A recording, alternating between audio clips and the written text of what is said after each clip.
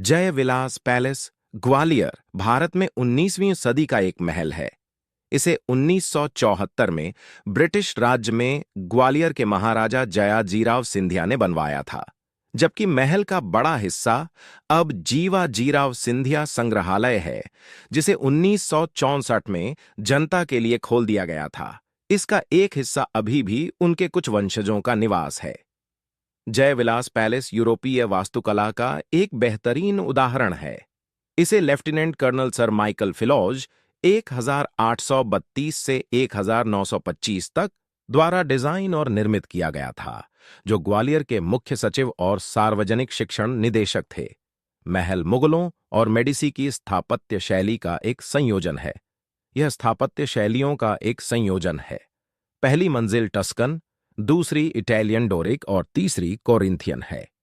महल का क्षेत्रफल 1,24,771 वर्ग फीट है और यह अपने बड़े दरबार हॉल के लिए जाना जाता है। दरबार हॉल के आंतरिक भाग को गिल्ट और सोने के सामान से सजाया गया है और एक विशाल कालीन और विशाल झूमरों से सुसज्जित किया गया है। यह 30 मीटर 100 फीट लंबा, 15 मीटर 50 फीट चौड़ा और 12 मीटर 41 फीट ऊंचा है। इस महल का वर्णन सर विलियम हॉवर्ड रसेल ने 1977 एक बड़े कमरे में माधवराव सिंधिया की डेस्क और तस्वीरें सुरक्षित रखी गई हैं, जिन्होंने भारत के रेल मंत्री के रूप में काम किया था। ड्राइंग रूम, बेडरूम और बाथरूम सहित कई कमरों को वैसे ही संरक्षित किया गया है, जैसे उन्हें शाही परिवार के लिए भव्य रूप से सजाया गया था। शाही रसोई, इसकी भट्टियां, बर्तन, चीनी मिट्टी के बर्तन और अन्य सामान भी संरक्षित किए गए हैं।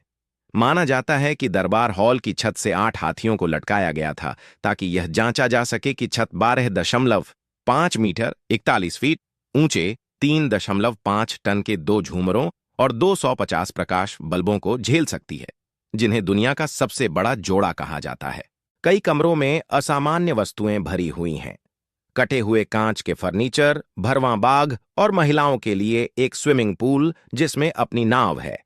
विशाल भोजन कक्ष में पीस डेयर रेसिस्टेंस प्रदर्शित है, एक मॉडल चांदी की ट्रेन जो खाने के बाद ब्रांडी और सिगार को मेज के चारों ओर ले जाती थी।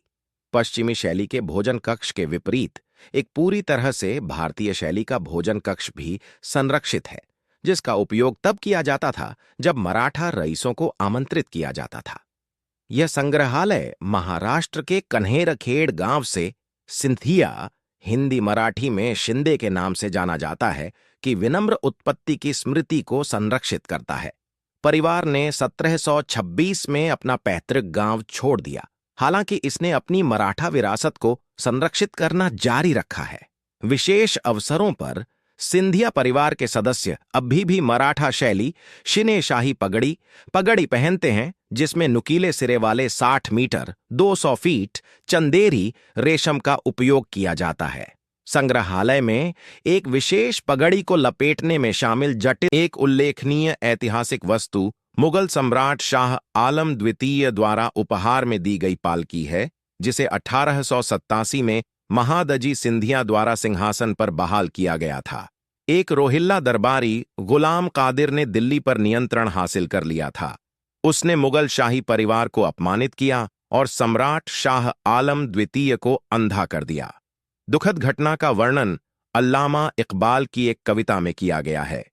महादजी सिंधिया मुगल परिवार के बचाव में आए और गुलाम कादिर को पकड़ लिया और दिल्ली के वास्तविक शासक बन गए। यह महादजी शिंदे सिंधिया की शक्ति को प्रमाणित करता है, जिन्हें इतिहासकारों द्वारा मराठा साम्राज्य के इतिहास में महत्वपूर्ण व्यक्तित्वों में से एक माना जाता है। आशा करते हैं कि आपको हमारी वीडियो के माध्यम से दी जानकारी अच्छी लगी हो। ऐसी ही महत्वपूर्ण बातों को जानने के लिए आप हमारे चैनल को सब्सक्राइब करें।